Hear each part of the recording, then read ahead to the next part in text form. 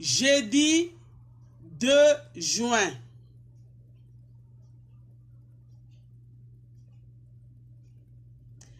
Le roi consterné dit à ses conseillers: n'avons-nous pas jeté au milieu du feu 3 hommes liés? Voici, je vois 4 hommes déliés, se promenant au milieu du feu, et ils n'ont aucun mal.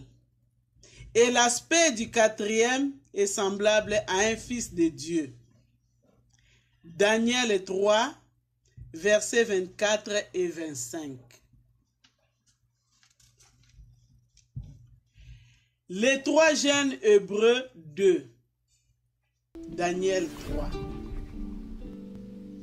Le Seigneur descendit et s'éteint avec ses témoins dans la fournaise où leur fidélité les avait amenés.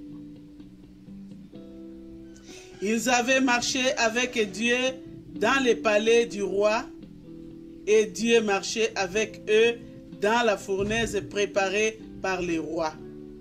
Ce fut le moment sublime de la carrière de Shadrach, Meshach et Abed-Nego.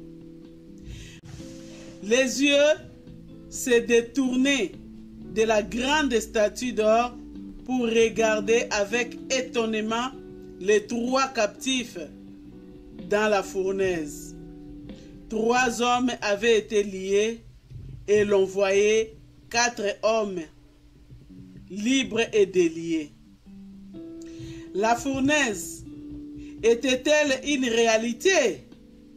Oui, c'était bien une véritable fourneuse. Et les 3 hommes avaient été liés avec leurs vêtements. Mais il y avait une réalité plus importante encore. Dieu était là. Et sa présence changeait tout. Elle changeait la parole du roi. Elle changeait la fournaise à un lieu de sainte communion. Elle faisait des esclaves de Nabuchodonosor les affranchis de Dieu. Dieu était là. Il était là dans toute sa profonde et tendre sympathie, avec ses fidèles serviteurs éprouvés. Il était là dans sa grâce incomparable pour rendre la liberté aux captifs et leur accorder la faveur de sa présence avec eux. Lecteur, ne vaut-il pas la peine de passer à travers une fournaise ardente pour apprécier plus complètement la présence de Christ et la sympathie de son cœur? L'épreuve avec Christ n'est-elle pas préférable à une vie facile sans lui?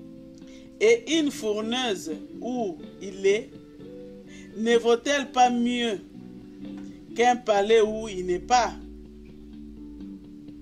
Le cœur naturel dit non, mais la foi répond oui. Je crois